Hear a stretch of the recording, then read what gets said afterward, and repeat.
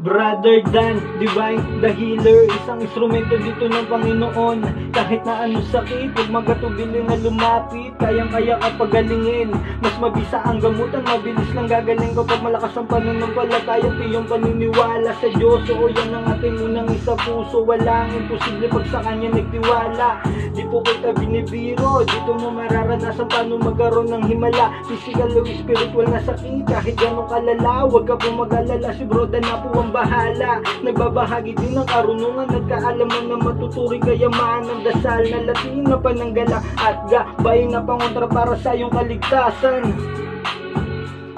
Pumuli ang inyong lingkod, Brother Dan, upang magbago sa inyo ng munting kalaman at tungkol sa orasyon na pagpapatigil ng ulan at bagyo. Narito po ang orasyon.